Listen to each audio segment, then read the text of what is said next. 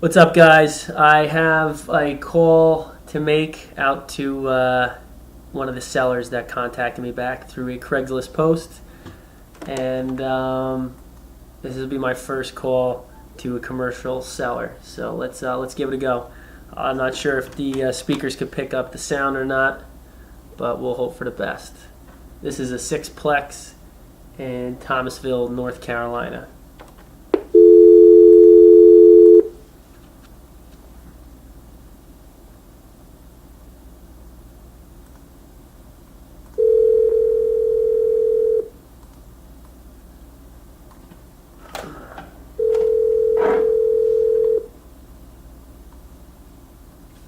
Hello? Hey Joe, this is Ryan Polakaitis. We've been speaking through email about your property in Thomasville, the sixplex. How are you? Good, good. You got a few moments to talk, or did I get you at a bad time? No, you're fine. Okay, great. So I looked over the sheet that you had there. Just a few questions for you. So I understand that there's a 50% vacancy rate. How long were those 3 units vacant for? The thing is that two of them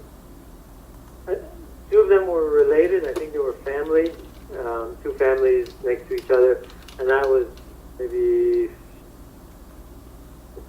3 months ago or so. And then one of them was just about. The other unit was, I'm sorry, was vacant for how long? Two of them they vacated together, Right, you said 3 or 4 months ago. And what about the third? and then the third one was about a month ago. It was a month ago. Okay. Now, we recently bought this property. We visited the property manager yesterday for the first time. We're about to change them, because I figured out part of the reason why they're not renting, and that is because they don't advertise anything. Right. Well, that's actually part of the thing. I mean, what I'm mostly interested in is underperforming properties, typically where the management are, I guess part of the reason being is because there's poor management. So, I mean, let me ask you this: you just purchased this property? We bought it. Closed on it maybe a month and a half ago or so. Okay, so just curious, how come you guys are selling?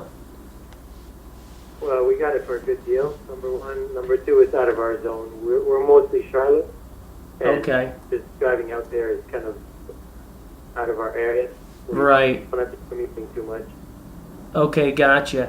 I mean, I'm located in New Jersey, but I'm looking for commercial properties throughout the country. Typically, I'm looking for 40 plus units, but this one happened to catch my eye to see, what, maybe there's potential for something to be worked out. Joe, let me ask you this: if I could guarantee your net operating income and basically be your only tenant, and take over the property management, do you think that would be of interest? If you guarantee the income, Right. So if I took over, I basically was your only tenant, and I guaranteed you your net operating income. okay. Would that be of interest to you? And then what would you get out of it? Right. So depending on the scenario, what we do is sometimes we'll go ahead and we'll go ahead and fix the management problems. Sometimes we go ahead and purchase these at a later date. So obviously there's an issue here with management, right? And obviously you have your net operating income of what? It's I think right around 21,000. It should be, yeah. Right. So we have and you have an income of I think around almost 30. Well, I mean, they rent anywhere between 375 and 400. Right. So if we're guarantee your net operating income and we could fix that management issue, obviously I'd be collecting the monthly cash flow for each month. And typically what we would do is we would have an agreed amount purchase price set in the future. So let's just say we were going to give you a full price offer and we said, okay, I'm going to be your only tenant. I'm going to guarantee your net operating income for the next 2 years, and at the end of that term, I'm going to have the option of purchasing at today's agreed amount price. Do you think that's something that would work for you? Yeah, because I was looking at owner financing some, so that would sort of be, another way of it. How long would you? How long would the option be? You know what? I'll talk with my associates. I mean, it all depends. Every deal is different. I mean, some could be 3 years, some could be longer, some could be less. I guess the biggest issue here is you'd want to find out why these these units are vacant and for how for 3-4 months. Obviously, the longer they sit vacant, the more money that's coming out of our pocket. And the reason for us moving forward with this type of strategy would be to get them filled as quick as possible to solve this problem, so that we could start making monthly, basically putting money in our pocket, and again cash you out at an agreed upon price in the future. Okay, so let me just kind of recap the monthly here. You'll guarantee the rent.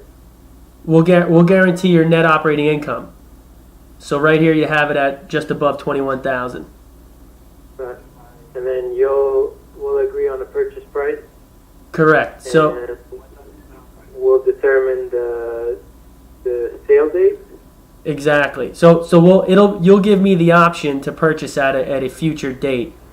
So after we do our due diligence, if we come across a price and we say, okay, price X sounds good, we'll basically guarantee your NOI for the agreed upon option time, and at the end of that option, we have the ability to cash you out. Okay, so it's just an option that you don't have to exercise. Correct. No. I don't think I'd do that. Okay, let me ask you. I mean, what could you do? What could I do? I want to cash out. If I'm going to cash out now, I will. If I want to, I could hold a note on the property. That's an option. If I get, say, 50% down. If you receive, you're saying 50% down. So let's say 70, 75 down payment, and I could hold a note for the balance. Mm-hmm. What if there was a way for us to maybe refinance the property and get you some money up front that way? Is that something you'd be open for? Yeah, I mean, if I get 75,000 out of it now, then whichever way, whether it's you or, but I have to be first on title. Okay, well, the problem is if we went the traditional route of refinancing you out, I don't know any lenders that are going to take a second lien position on this type of scenario. Right. So I don't think it would work out then.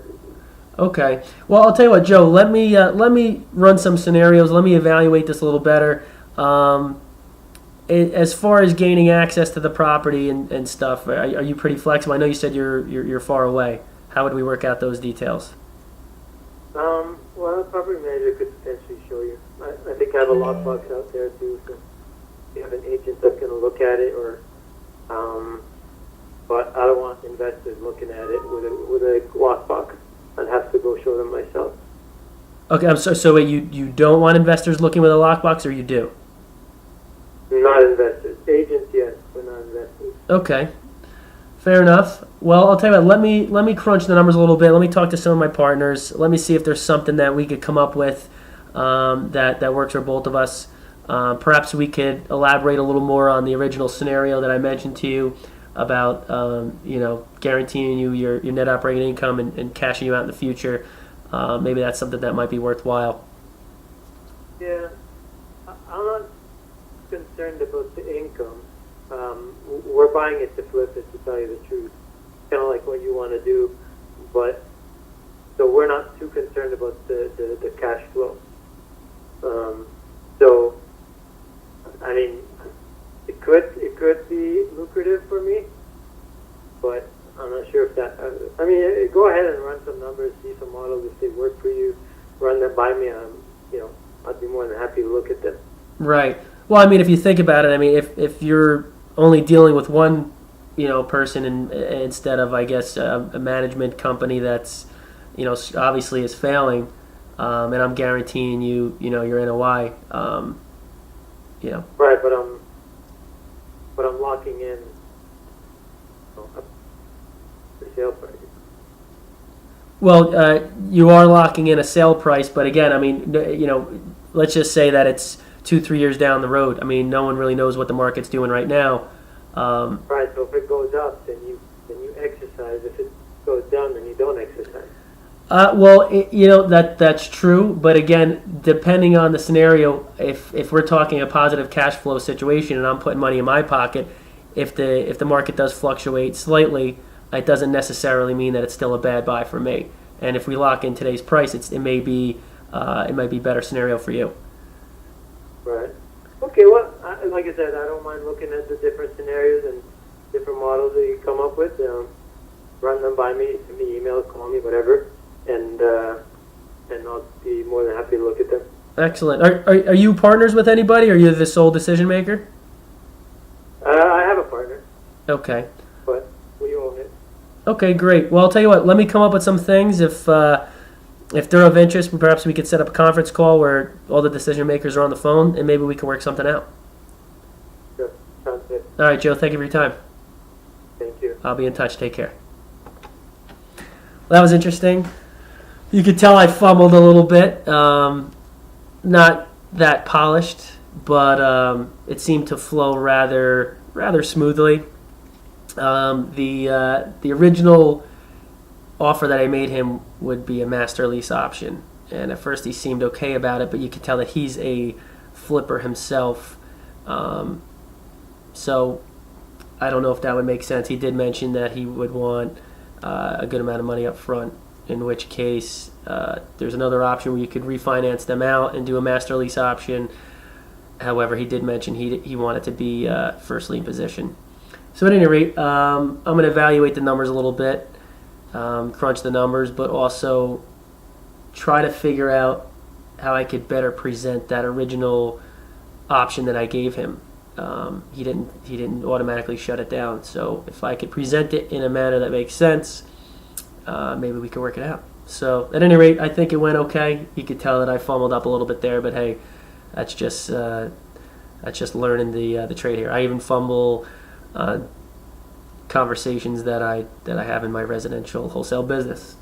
So glad I could share that with you, and I guess I'll be giving you guys an update later on today.